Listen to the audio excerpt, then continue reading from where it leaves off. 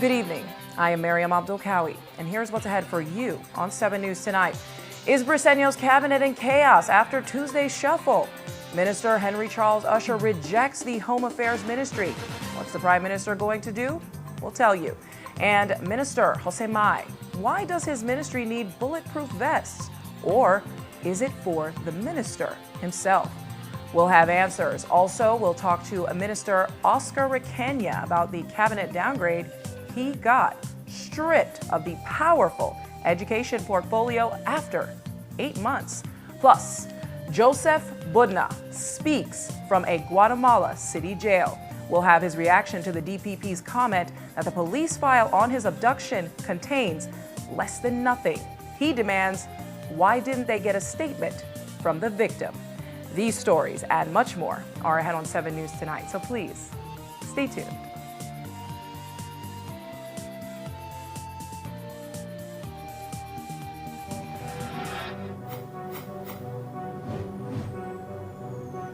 Please, you're watching the Nation Station, Channel 7.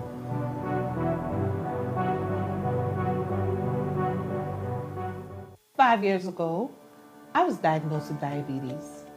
I was devastated. I was afraid of losing my sight or losing my legs. I was scared. But then I visited my doctor, and I control my diabetes by taking my blood sugar test every morning with a simple prick of the finger. I exercise for half an hour each day, mostly in the evenings. I make sure to eat a balanced meal, including fruits and vegetables, limiting processed foods like chips and fast food like French fries. I keep up with my checkup appointments with my doctor every 3 to 6 months.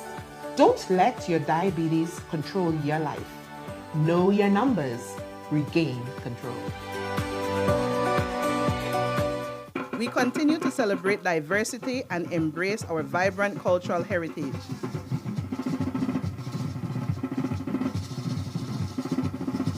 Happy Garifuna Settlement Day from BEL.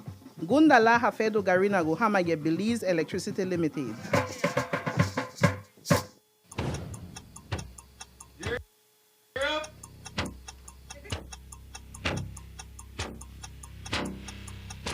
These charter means aren't from We're navigating along the coastline. This morning, the 2023 in the...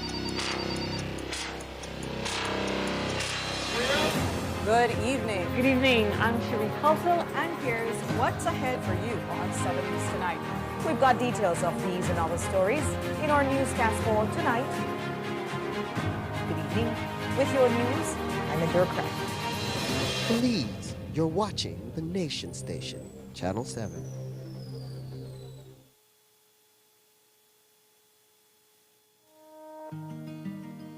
The roads of Belize connect us all. Riders, drivers, families, friends. Every day begins with a little routine and the confidence that life's journeys are protected. From school drop-off through the daily grind and everything in between, each with different roads ahead, yet one common goal: to arrive safely. Atlantic Insurance stands with Belize's riders and motorists with affordable protection, support, and peace of mind for the journey ahead. For the roads we share and the lives we protect, Atlantic Insurance is by your side, ensuring you from life's unexpected. Atlantic Insurance, ensuring you from life's unexpected.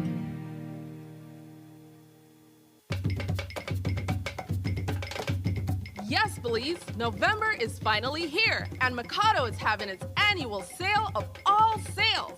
You heard me right. It's Mikado's annual November 19th blowout sale. Blowout sale. sale. So come on over and take advantage starting November 14th to November 19th. That's 6 full days of savings just for you. This Garfuna Settlement Day sale will be a once-in-a-lifetime event. And the best part of this sale is that you don't need to rush, as there will be enough time and enough items for you to buy. So start early and get this awesome treat from Mikado. Remember now, the sale starts on the 14th of November right through to the 19th of November. And you know what the teacher says, the early bird catches the worm. Again, I must repeat, the sale starts on the 14th and ends on the 19th of November. And as a bonus treat, when you shop, you will be given a coupon to shop again and again and again. Mikado, number 37 Albert Street, your textile palace.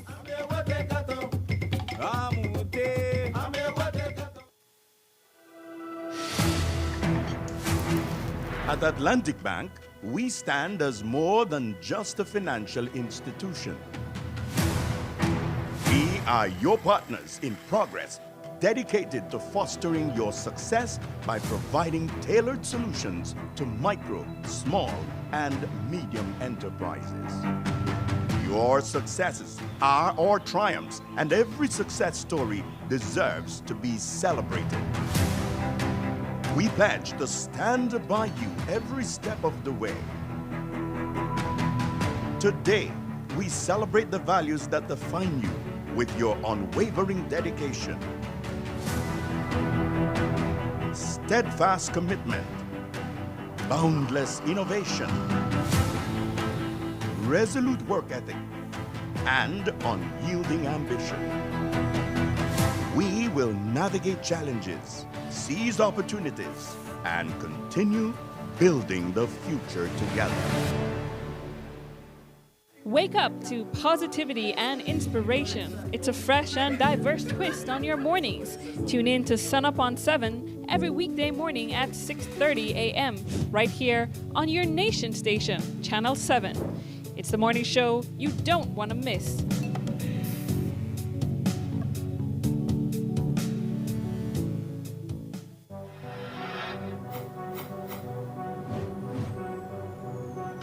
Please, you're watching the Nation Station, Channel 7.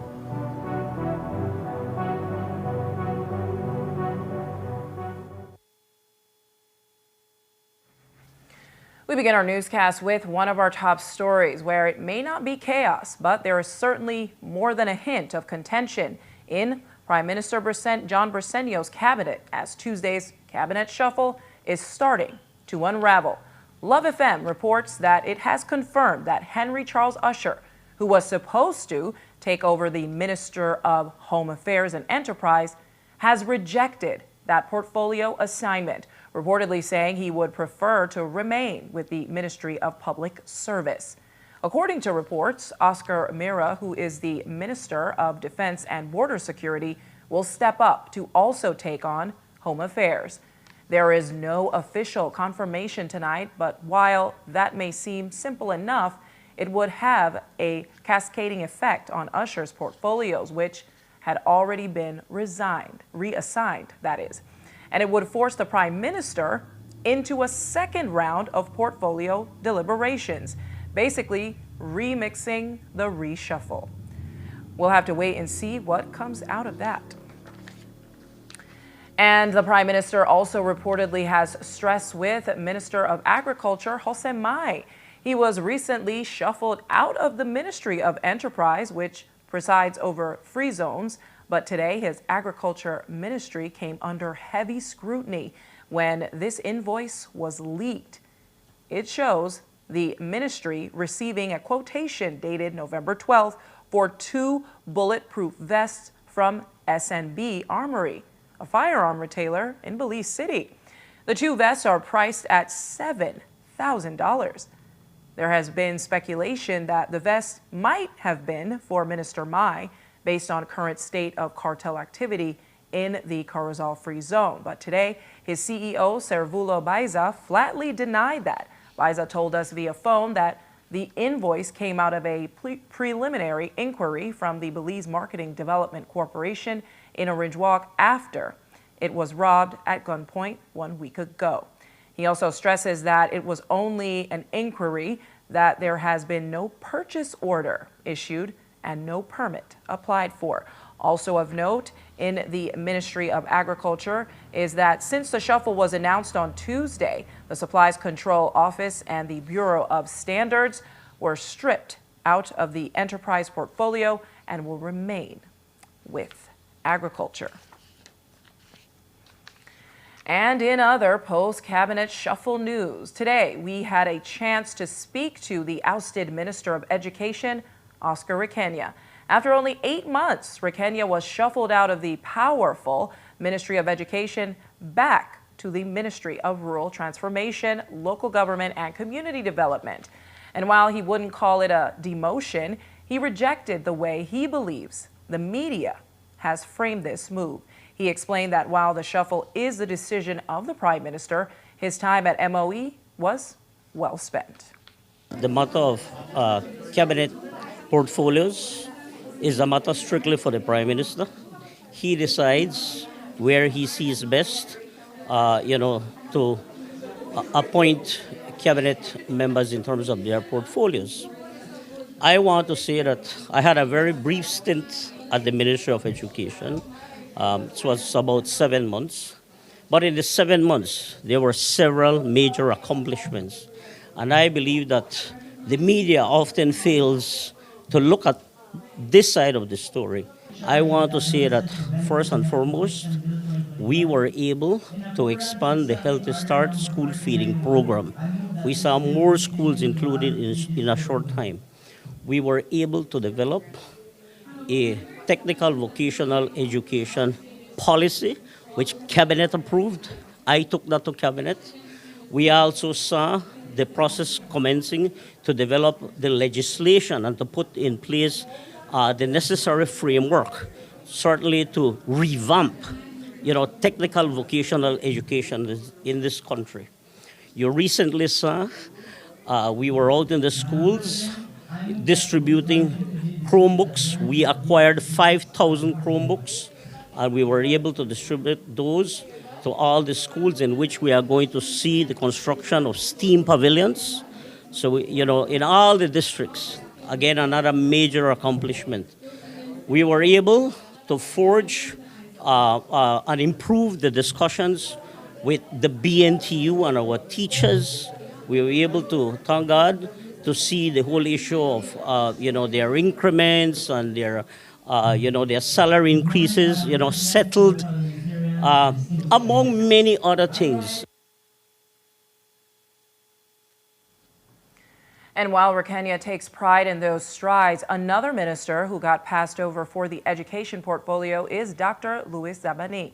He's the former Minister of State there and has twice been passed over for that super ministry. He spent 4.5 years at the Minister of State for Education implementing its new curriculum. So, why was he not given back the portfolio when it was reshuffled? The always agreeable Zabani maintains that the Prime Minister knows best. Here's more. I have great respect for Prime Minister's wisdom in his decisions. He has a very challenging task to be able to pick the people who will serve best in the different areas. He had asked me in the past to work on these 4 areas. I believe, he said it very clearly that my experience in transportation, where I grew up, we had Z-Line back before 2002, many years working there, and to bring that experience and the network to bear. And that is precisely what we have done. I think a lot of the progress we have made is because I know many of these operators. I can understand where they're coming from. We can sit down and focus on the real issues that they have and try to address them. And even if the Prime Minister had his reasons to hand back the portfolio to Fonseca, Zabane maintains that education was never his to keep either. It was never given to me in the first. I was Minister of State, and I had a great experience there in that capacity. I worked very well with Minister Fonseca. But as again, the decisions made by the Prime Minister. I'm sure from his point of view, he was able to make a decision where we're optimizing, at the end of the day, our ability to serve our people. So I believe that we as colleagues, we go and we try to serve as best as possible. We were not elected to a particular ministry. We were elected by our people to serve our constituencies, and then at the pleasure of the Prime Minister to serve in the executive. So it's a privilege that we have to be offered the opportunity to serve in a ministry, and that's my perspective on it. And after the break, Joseph Budna speaks exclusively to 7 News from a Guatemala City jail. We'll have his reaction to the DPP's comment that the police file on his abduction contains less than nothing. He demands, why didn't they get a statement from the victim? Stay tuned for more news.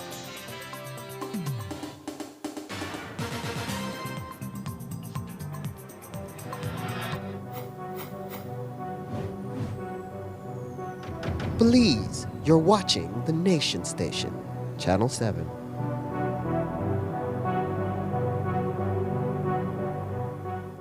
Want all the postpaid perks without the commitment? Now you can with smart supercharged prepaid plans. All the talk, text, and data you need. No contracts, no hassle. Pay upfront for your package and enjoy total freedom. No commitments. Just simple, flexible plans that fit your life. Pick your power, Core, Edge, or Prime. Prepaid plans, ready when you ready. Commit to no commitments and get yours today. Dial 7526 or star 100 pound key, use the Smart app, or visit a Gimme Dollar agent to purchase today. Smart, bringing people together.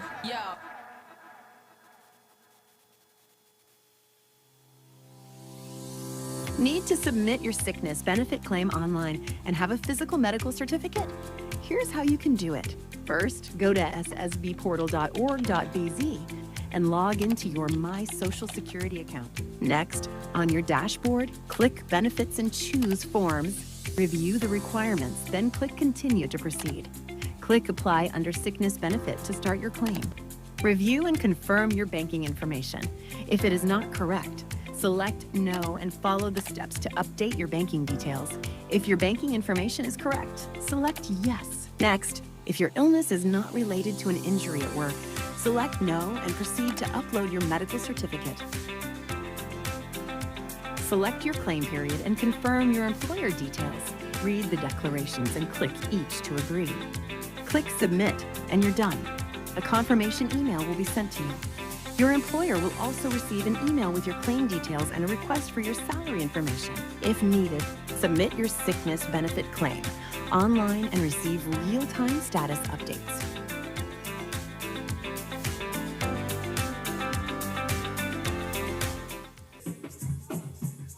Boy, Junior, put on your shoes, boy. We're going to Mikado right now. Again, Granny? What you so now?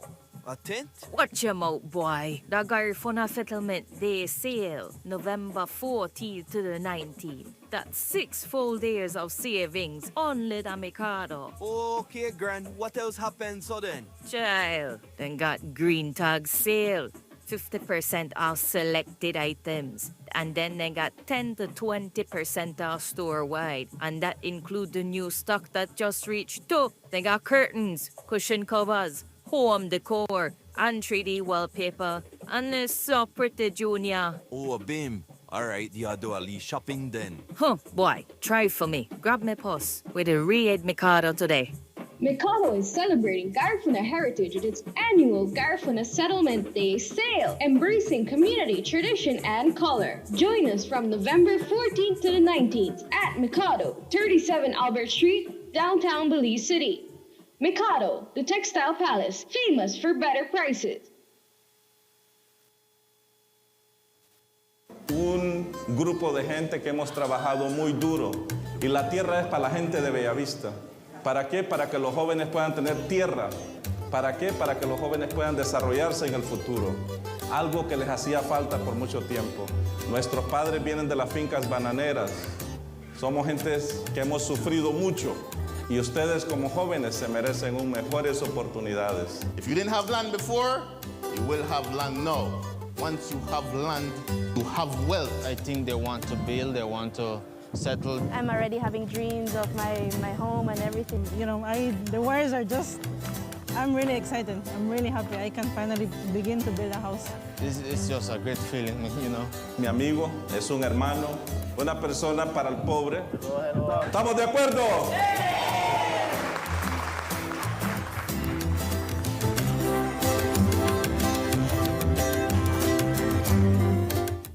Nando's Wholesale is the distributor for the full line of Badia spices, including the original complete seasoning, the perfect combination of ingredients and spices prepared to enhance the natural flavor of your favorite foods. Also, cinnamon powder for all your desserts, fruits, and beverages, and as special dishes. All these are available in commercial sizes or restaurant packaging. Nando's products are available at your local retailer or contact us at 222-5000. From Corozal to Toledo, Nando's is proud to be serving Belize as its #1 wholesale distributor for over 35 years. I'm Randall Friesen and I manage Westville Produce, better known as Granny's Foods. That's our main brand. So we offer high quality grains, beans, rice, and we also offer corn chips made from 100% locally grown corn. We saw a need for high quality locally produced products. A lot of the best products are being exported, and we said, we need to keep some of the best products here in Belize rather than export everything. Atlantic Bank has helped us achieve our goals by providing the financing for us to be able to launch products faster than we would without the financing that they offer. We find that Atlantic Bank is very customer friendly, especially with small and medium-sized businesses.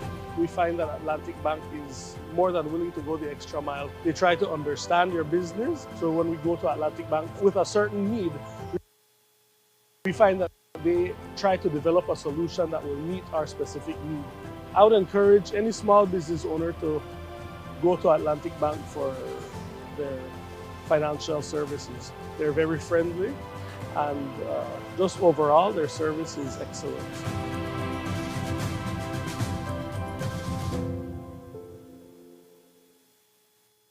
Are you still circling around the city, searching high and low for a parking spot? Stop wasting time, energy, and, most importantly, costly fuel. Bring your ride to the Downtown Plaza parking lot and park your baby in a safe, dedicated space. No need to risk parking on the streets where your baby can be scratched, dented, or bumped. Downtown Plaza parking lot offers safe, easy, and convenient parking right in the heart of the city. Just head to Albert Street, make a right turn on Bishop Street, and you are there in a secure, worry-free environment. Imagine the peace of mind knowing your car is in a safe spot while you enjoy your day. So, don't delay. Park with confidence at the Downtown Plaza parking lot, where convenience meets safety and peace of mind is guaranteed.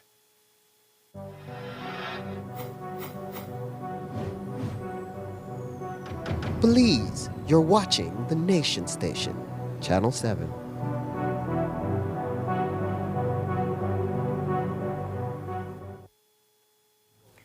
Continuing our newscast with another top story where Director of Public Prosecutions Cheryl Lynn Vidal sent a shocking message to the system earlier this week when she told 7 News that the police investigative file on Joseph Budna contains, quote, less than nothing.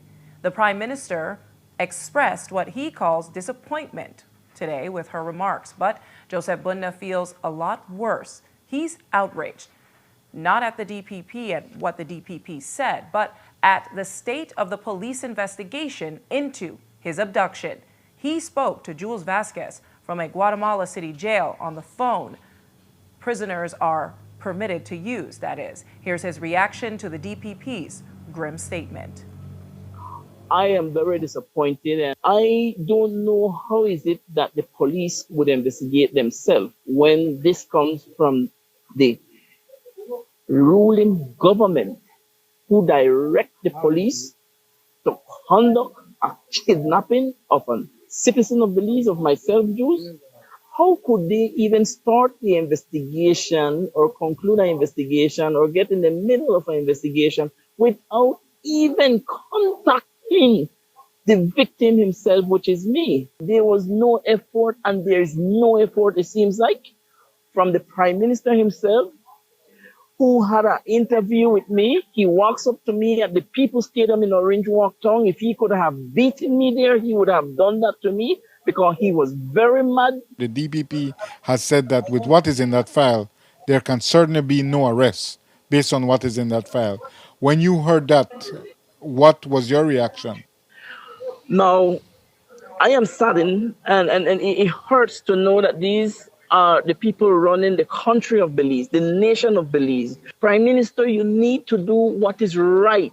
If you want to clear your name, you want to clear that you have nothing to do with it. And if until you, Prime Minister, call upon an independent investigation where the police will not be involved, then there could be a little bit of trust. But for now, I can tell you that there have been clearly evidence from the government, from yourself, because you head the government, from yourself to cover up all evidence. The Prime Minister is not an investigator. He is not an investigator. He should have never put his hand on the file, especially when his government is being accused of this. I am saying his government is responsible. Why would he put his hand on the file? That is what I want him to answer for. And yet you put your hand on the file, and what you did, you make the situation worse, because now you guys sent less than nothing to the DPP. Because the Prime Minister is not an investigator. He is the leader of the People's United Party, the leader of the government, and he should not get himself directly involved or his hands on these files. He should have never asked for those files. He should have said, okay, DPP, take control of this thing here right there and then. And apart from his rage at the Prime Minister, Budna was also angry about the way police have handled the issue of his personal vehicle, which remains impounded at the Orange Walk police station. Now, as you can imagine, a man who has been abducted is not able to go to police to get his vehicle back. So he's asked his family to get it back. But 84 days later, they still have not been able to do so. Today, he demanded its return. But what happens in terms of my vehicle? The vehicle, okay, Joseph Budna was kidnapped. The police processed the vehicle, took the vehicle to the police station. Sure. Why hadn't they informed a family member? We have Joseph Budna vehicle immediately. Call Joseph, or the following day, nobody was called. Why is the police holding the vehicle of a kidnapped victim? I am a kidnapped victim, Jews, and they keep my vehicle. Up to now, they deny handing over my vehicle to my family when I say, give my vehicle to my mother, hand it over to my mother. And I'm saying publicly, hand over my vehicle to my mother. Why the police continue hold my vehicle? Man, ono no done happy, ono done beat me up, ono done almost left me for death, ono done hand me over to a country that is enemy with Belize by taking orders from your superior. Ono not happy with that. I am saying publicly, hand over the vehicle to my mother, Catherine Williams.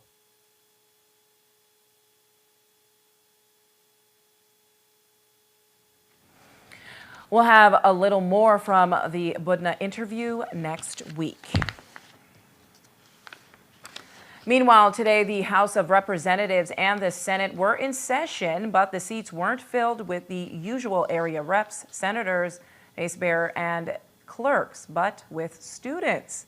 The Children's Parliament is a part of Children's Month, where youths from all over the country get to feel what it's like to be at the leadership table. Our very own Courtney Menzies was there and has this story. Should adolescents aged 14 and above be allowed to access preventative health services and information without the consent of their parents? That's what 44 young parliamentarians debated today. The seats of the National Assembly were filled with students instead of politicians as they discussed the Adolescent Preventative Health Bill. Imagine being a teenager who feels unwell but cannot see a doctor because a parent or guardian is not around. For many young people, it is not imagination, it is reality. Preventive health care is not just about treating illness, it's about empowerment. It gives our youth the confidence, knowledge, and freedom to take charge of their own health. A closer look reveals a potentially damaging disregard for the role of the family and significant legal obscurity that will create chaos and not clarity.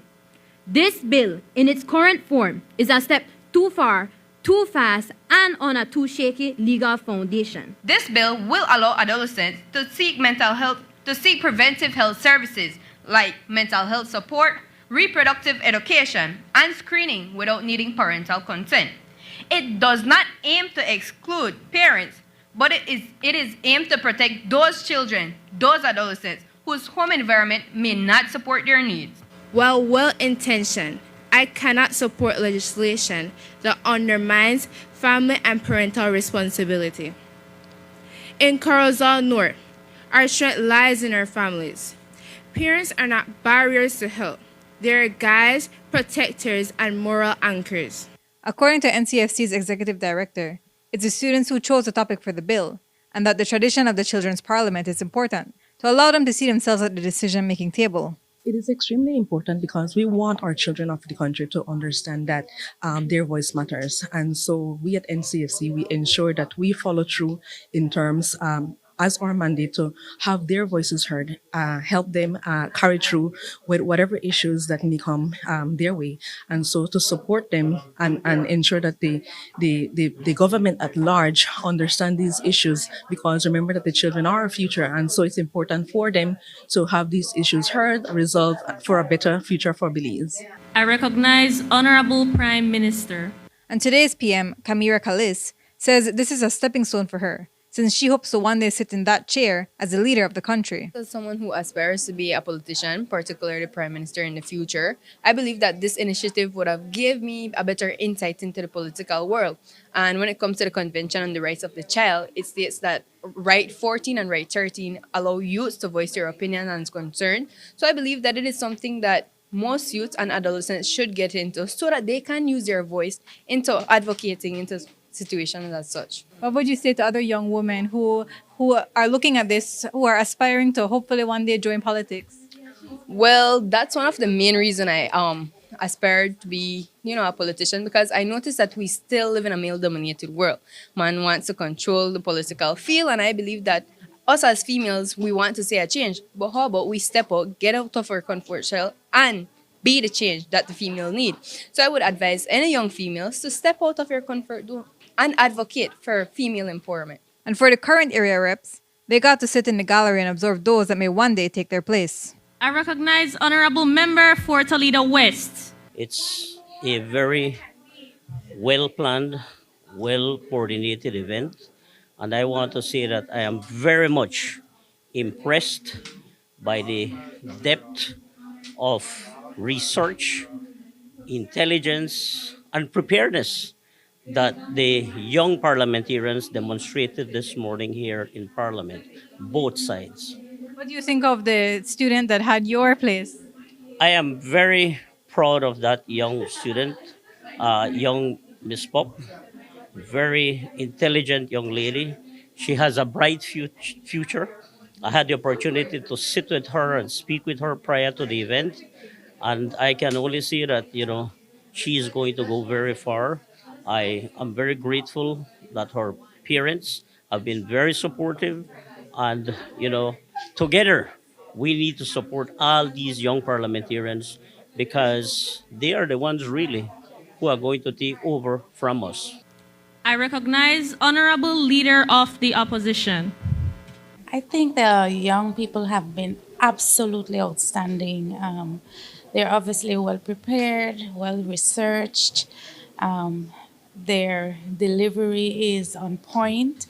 They certainly have set the bar on how we should be conducting ourselves in the National Assembly. And so I'm very proud to be a part of this initiative and to support our young people to amplify their voices. What's it like seeing so many young women in Parliament?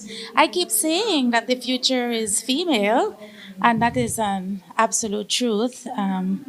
I think that It's important that if a population that has 51% women, that we need more women in political leadership and more women at the decision-making table.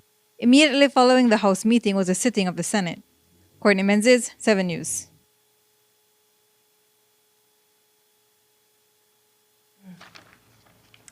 Both sessions lasted a combined 3.5 hours.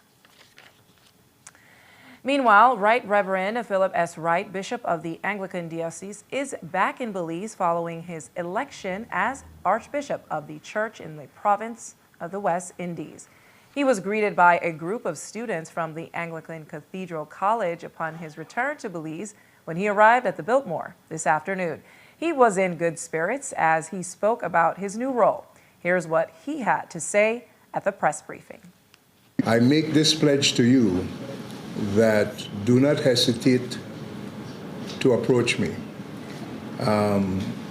Now I guess you can safely say issues local and regional, please don't hesitate to reach out to me. I will try my best at every turn to answer you to the best of my ability. And if I can't immediately, I'll get back to you. And I do mean that. So not everybody says that to the media, but I do extend that invitation.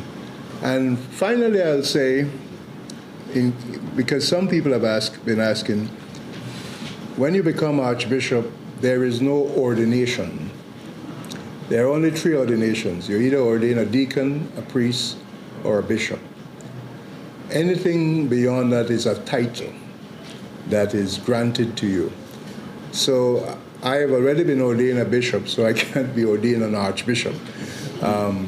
What it means is when we sit in meetings with the House of Bishops, there's a term we use, I'm the first among equals. It just simply means I will chair meetings of the House of Bishops, and there is a sense in which I will try to give guidance and direction to that. What that means then is sometime, I believe, probably in the first quarter of the new year, because I can't see it happening before then, we do plan to have what might be called a service of recognition or installation, at which I would be formally recognized, and there are some rituals, we're a ritualistic church. There will be some rituals surrounding that. We will certainly let you know, and I would invite you to that as well, because it might be a long time before you get to see that kind of thing again. And a message of congratulations from the Prime Minister's office says, quote, "This milestone is a moment of pride and distinction for the Anglican community in Belize and the rest of the Caribbean. Archbishop-elect Wright is recognized as an influential figure who promotes meaningful engagement between the church and state on critical matters such as education, social development, and justice." And now turning our attention back to political news, there's a little over 2 weeks left under the UDP's leadership convention, and so far, only Tracy Panton has put her name in for the vacant party leader post. So she's expected to be endorsed with majority support from the caretakers and area representatives. Well, today she told us more about the slate she's taking into the convention. Now we are in campaign mode, as you can imagine. It is my intention to visit all 31 constituencies leading up to the National Leadership Convention on November 30th.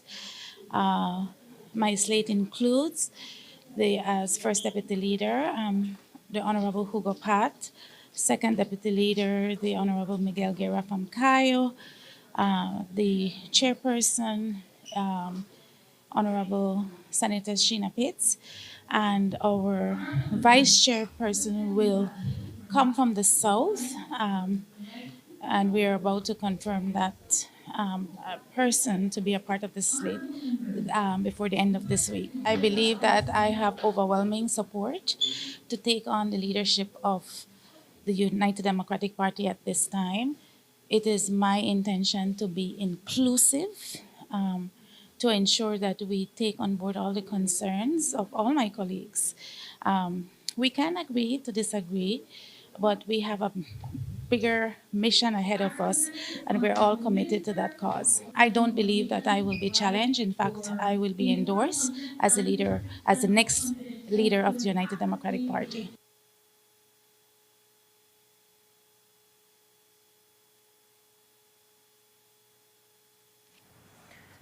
The deadline for applications to fill executive posts is November 20th. And before Oscar Requena left the Ministry of Education, the BNTU was at odds with them. Many teachers complained after an advance was deducted from their accounts. And according to the president, they never agreed to any advances or the repayment of them. But today, Requena told us that before he left that office, he held a cordial meeting with them. However, now he puts the blame on the school management. Here's more. I did an interview in which I had explained that the teachers back in December of 2024, they got an advance, and that is the truth. We had a meeting with the accountant general and her staff, the treasury, prior to meeting with the BNTU executive. I believe we had that meeting on Thursday, last week Thursday. And on Friday, we had a very good meeting. The accountant general and her staff, we had the Treasury Department, the management of the Ministry of Education together with the BNTU executive. And to be honest, the BNTU understood what the issues are, that indeed the teachers had gotten advanced. They had concerns, and we also had concerns in terms of how, the deduction was done. But the truth is that it was done, and I want to say absolutely clear what came out very clearly in our meetings with the Accountant General, the Treasury Department, and the BNTU is that several of our managements are not taking their responsibilities seriously because they are the ones who have to submit the information to the Ministry of Education so that we can forward it to Treasury and the Ministry of Finance in a timely manner. So it's not like we were sitting on our laurels and not acting on it. I mean, it's not fair. Yeah, sometimes the way the media carries out these stories, because at the end of the day it makes it appear as if though nothing was happening, and when in fact that is not the truth. We were meaningfully engaged with the union with a view to resolving it, and we had a great meeting on Friday. I don't think you've heard anything after Friday, because we are, as the minister, along with my management team, we set out a clear plan as to how we are going to move forward to address those issues. And with the dozen of motorcycle road traffic fatalities being recorded annually, Ministry of Transport has prioritized revised regulations that should make for safer roads. Minister of Transport Luis Sabanez says that it all boils down to teaching motorcycle drivers how to stay safe on the roads. With that, they have designed a whole new system in an attempt to prevent more of these accidents from occurring. Here's more. We have a situation where there are a very large number of motorcycles being sold into the market. It's obviously a cheap means of transportation, and we understand that our people who need to move around, transportation is an important part of life. And so they go and they buy these motorcycles, but it's unregulated. So we're bringing in the whole area of those, of dealership, of having the rights to sell vehicles legally. We're bringing motorcycle into the act so that those people who are then authorized to sell motorcycles will have to pay a fee and then share information with us on how many motorcycles are being sold, and of course ensure that when the motorcycles are sold, they're also sold with a certified helmet. And so that is part of the modernization that we're going through. We also have increased the fines for motorcycle riders who are not following the rules of the road. In addition to that, there's going to be a requirement that all motorcycle license holders must do a 2-week course to become certified to ride a motorcycle.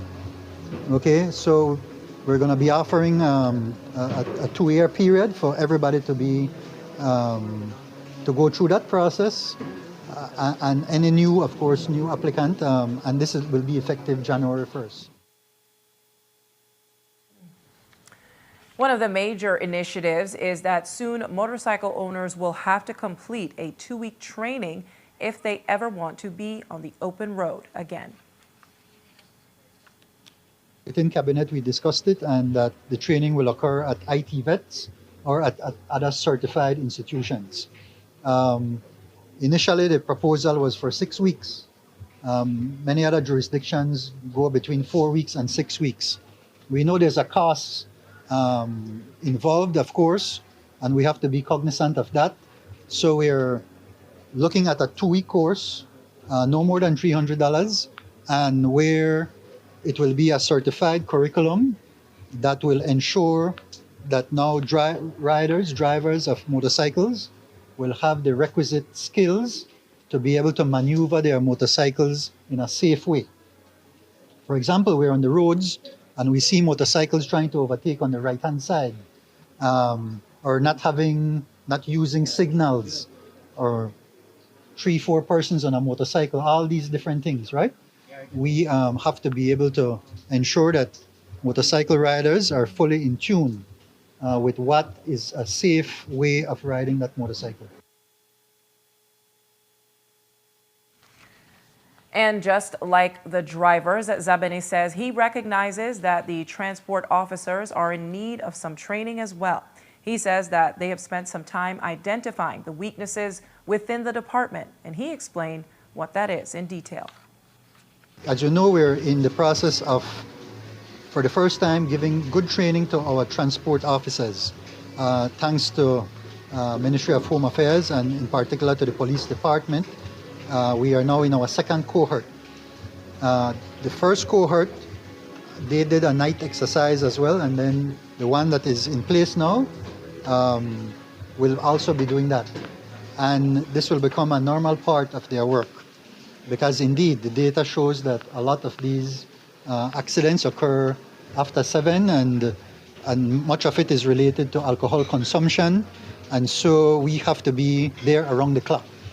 One of the great weaknesses of our transport department has been the inability to enforce properly. So we have to invest in preparing our people to be able to enforce, but also modernize the law so that what they're enforcing is relevant to our realities, right? So those are the kinds of things that we're working on right now.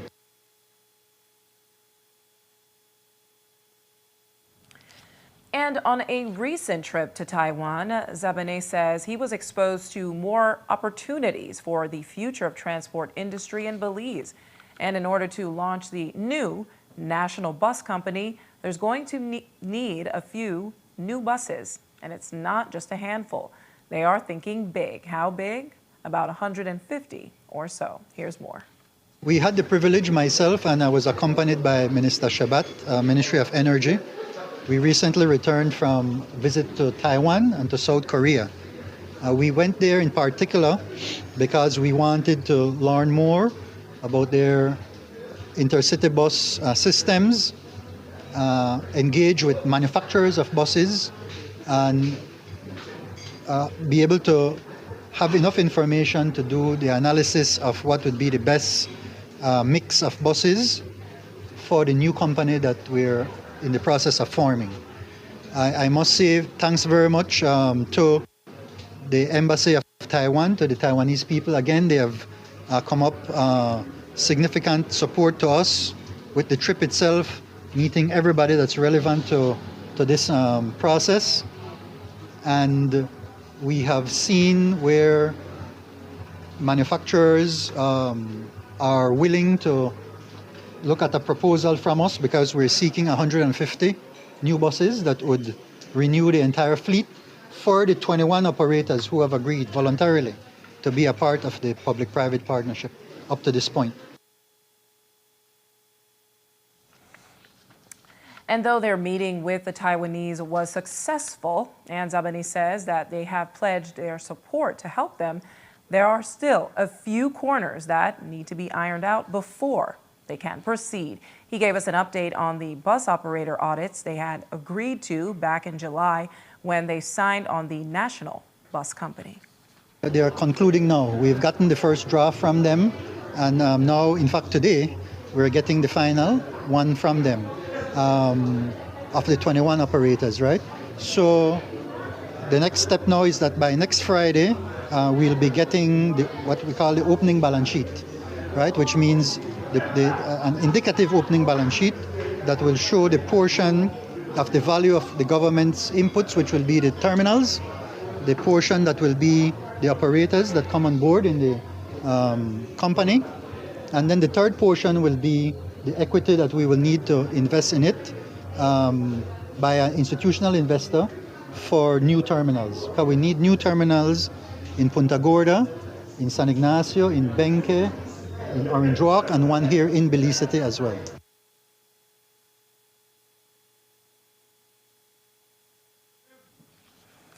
And with these new upgrades in electric buses from Taiwan, Zabane says the bus terminals will also be receiving an upgrade as well. He explained what that funding will look like and how it will be used.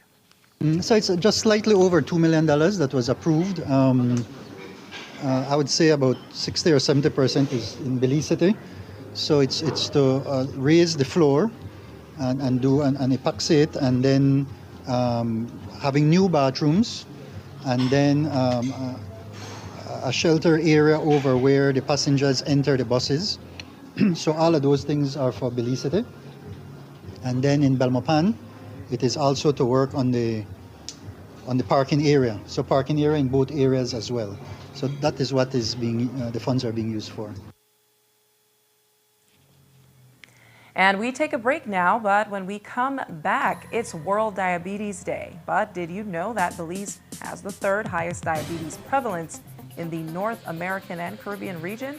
We'll talk to two doctors about it. Stay tuned.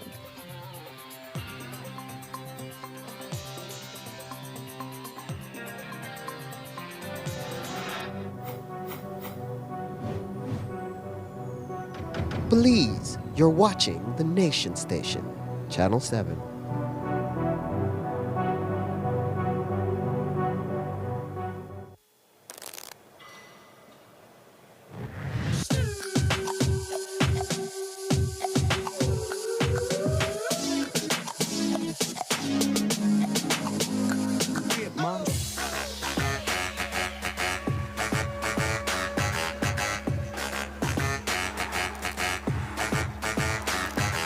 Drop it like it's hot.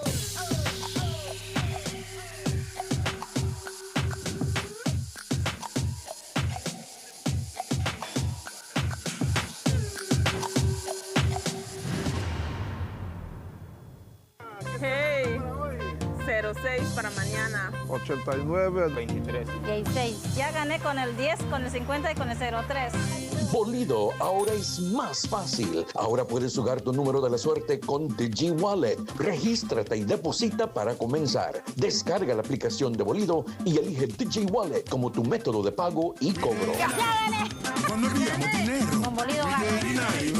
Cuando hacemos recargas. We continue to celebrate diversity and embrace our vibrant cultural heritage.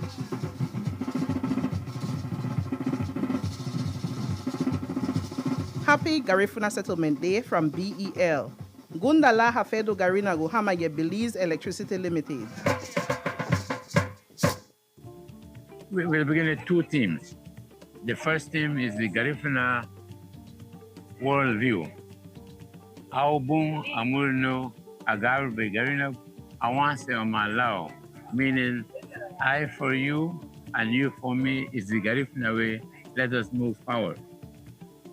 And this means this builds on reciprocity. I am because you are because I am. We are brothers and sisters. We must not be killing each other. Absolutely. No need for that. Because it's love that we are sharing. It is love that we are building, not destruction. You know. So I believe in our team. If only we all would practice it. I for you for me is the Garifuna way. Let us move forward.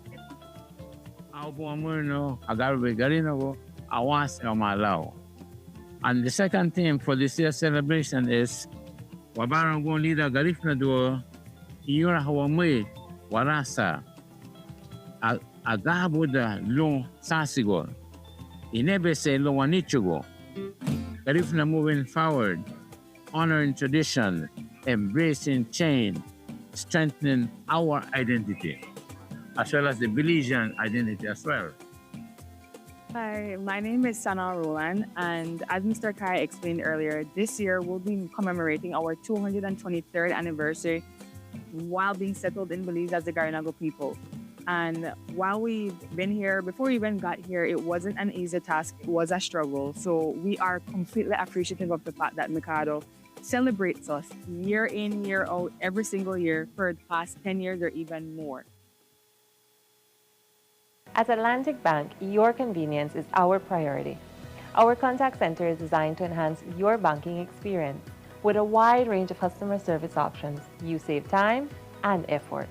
You can easily call in to block or unblock your debit and credit cards, perform account inquiries, and access detailed card information. Whether you need assistance with online banking, merchant support, or general inquiries, our team is ready to help. For added convenience, if all operators are busy, you can leave your number and an operator will return your call as soon as possible to ensure you receive the support you need. Depending on your transaction type, we may need to verify your identity through a set of security questions. And remember, Atlantic Bank will never request your username or password for Atlantic Online via phone call, text, or email, ensuring your personal information remains safe and secure. Our support team is available Monday to Friday from 8 a.m. to 6 p.m. in both English and Spanish. Simply dial 223-1212. This is a dedicated line for our contact center. Atlantic Bank is committed to providing you with exceptional service and the tools you need to manage your finances conveniently and securely. Take full advantage of our easy-to-use contact center services today. Atlantic Bank, building the future together.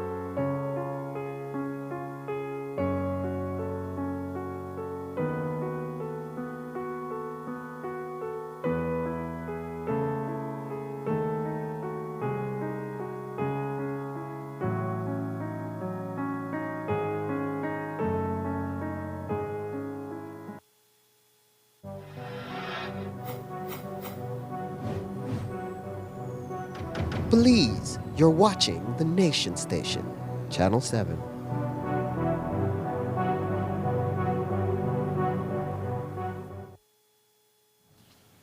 And we continue our newscast with World Diabetes Day. Today is World Diabetes Day, and there were health fairs and awareness activities across the country, even though some of them got rained out. But that awareness and advocacy work arises from the fact that diabetes is a major public health crisis in Belize and the country's third leading cause of death. Today, we met the Belize Diabetes Association active and at work at their pop-up booth providing educational information to the public. And the theme for this year is Take Charge of Your Health. And despite the weather, residents still made the effort to come out and take charge of their health by taking advantage of the on-site glucose testing. Here's more. We're having a health fair. It's a mini health fair because today is celebrating as World Diabetes Day. So we call a couple health organization. We have Kidney Association was here. We also have BMI check from Ministry of Health. So we have it out here to encourage more people to come out and get free testing. For the man, we have about 100 people today so far turnout. So it's a good turnout, even though because of the weather. So we expected more. So what are some of the services that you offer? We offer blood sugar tests, we offer urinalysis, and also blood pressure. Those are the main three tests that we provided today.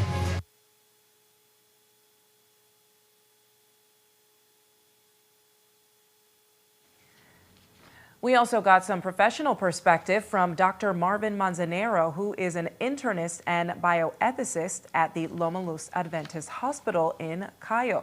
He discussed the data from the International Diabetes Federation, which says that of the 22 countries in that group, Belize has the third highest diabetes prevalence for adults in the North American and Caribbean region. He spoke to us via Zoom and told us in detail. The IDF data would suggest that Belize has the third highest prevalence rate in the Latin American and Caribbean region. As an internist, it is worrisome because we do continuously see a significant amount of patients showing up with recent diagnosis of diabetes. But more concerning is that some people are showing up with complications of diabetes. People are already having some kind of kidney dysfunction. Some people are already having problems with their eyesight and cardiac problems. And that is where the concern is, because the numbers, as you have pointed out and as the data suggests, continue to escalate significantly. We know these are NCDs, these not communicable diseases. These are lifestyle diseases. But we also have a population that may have a large number of persons with a genetic predisposition to diabetes. You highlight something that's very important, because when I was in med school, genetics was a key factor that we would consider in diabetes and other chronic diseases. However, the data doesn't suggest that that is actually the case. Most of the patients I see are related to what we call environmental social factors, which means that because I have patients coming up to tell me there's nobody that's diabetic in my family, it seems that I'm the first one. So it has to do primarily with what we eat, what we drink, and the fact that we don't do physical activity. So those are the drivers, and it's affecting more the lower and middle income countries, right? And so it's more an environmental situation more than a genetic situation. And in the case of Belize, we talk about diabetes mellitus type 2 because people are concerned about type 1, type 2. Most of the cases are type 2. And we are increasingly seeing these cases in younger populations, right? I'm seeing patients as young as 20 years showing up with diabetes type 2.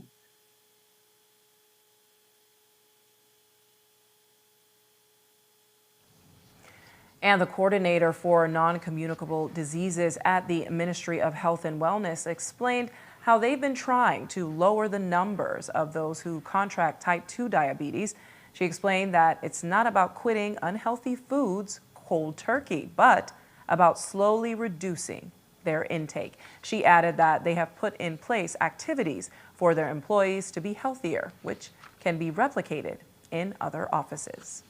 How do we go about fixing our culture, our diets, our lifestyles, especially with people who are too busy to maybe make a healthier meal?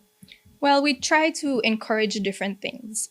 You don't need to be making drastic changes. So, for example, if you typically drink one Coke a day, try to lessen it. Let's have one Coke per week instead, because each soft drink, for example, has 18 teaspoons of sugar.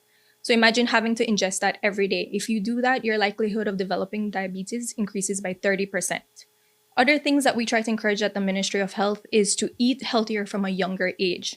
So through the Healthy Schools Initiative, for example, the Nutrition Unit, as well as Ministry of Agriculture and Education, they get together to promote healthy eating from a young age. You know very well, Courtney, if an adult tries changing their diet, it's going to be harder than if a child does, right?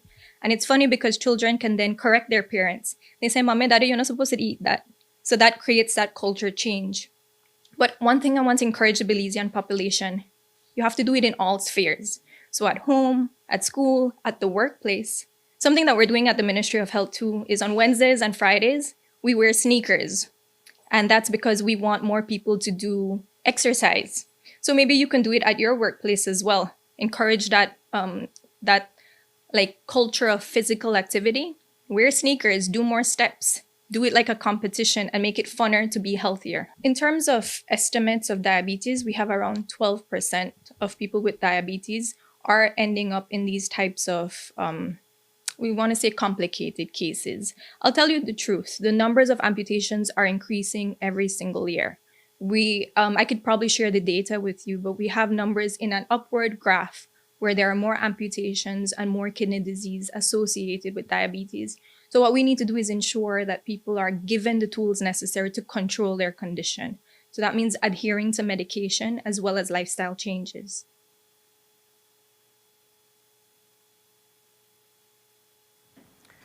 And now turning our attention back to Manzanero. What he also sees is telltale signs of untreated diabetes. He told us sometimes all he has to do is take a bus ride. So, I joke with some patients when I tell them if I sit on the back of a bus, sit all the way to the back, and I look at the neck of all the patients sitting in front, and if you have this darker coloration, acanthosis nigricans, around your neck, you are more than likely a patient that requires an evaluation and maybe even an intervention by your local medical provider.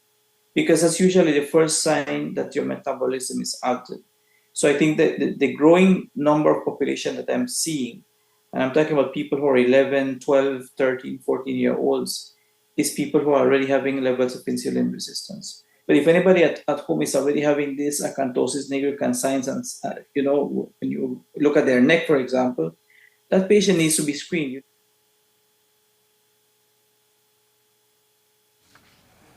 There is an estimated 25,000 Belizeans living with diabetes.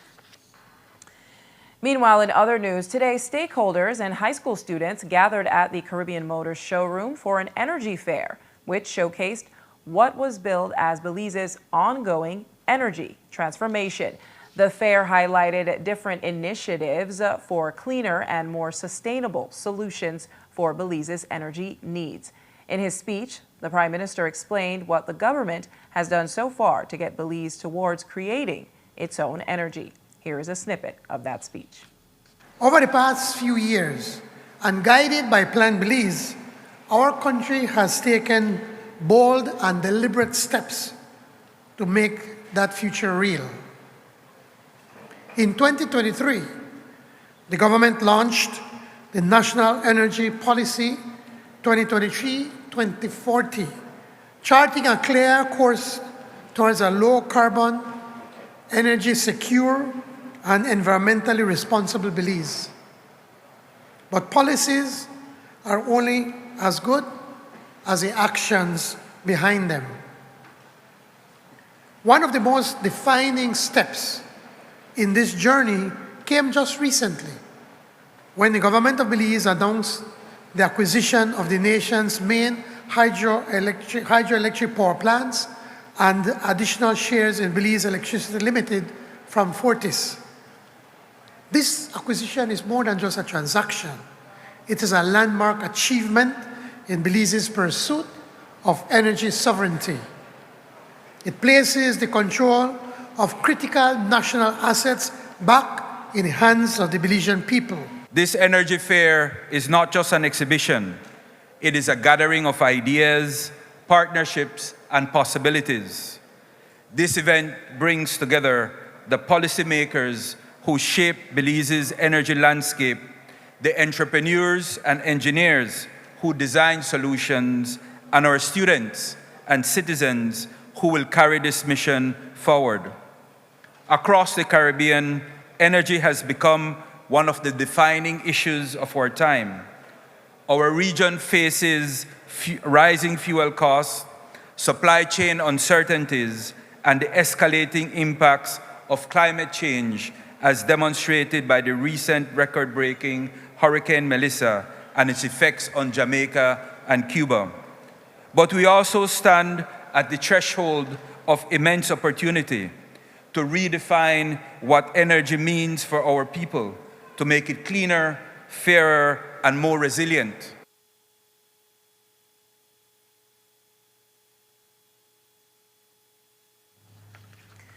We note that Belize has not added any significant local generated power to the grid in about 15 years. And in other news, when it comes to underscoring its claim to Belize, you could say Guatemala got no chill. But their Ministry of Foreign Affairs released a public directive today outlining what it calls the correct use of the national map, emphasizing how Belize must be depicted while the territorial claim remains before the International Court of Justice. The ministry instructs that all official and public uses of the Guatemalan map must show the adjacency line. The advisory specifies that the disputed zone must not be labeled as a border or frontier. The ministry says these guidelines will remain in effect until the ICJ issues its final ruling on the territorial, insular, and maritime dispute between the two countries. And that's all we have for you on 7 News on this Friday night. Thank you so much for watching. I am Miriam Abdul-Kawi. You can find a full transcript of the news at 7newsbelize.com and see the streaming video on our Facebook page. Have a good night and a great weekend. And join Indra Craig back here on Monday night. Have a good night, folks.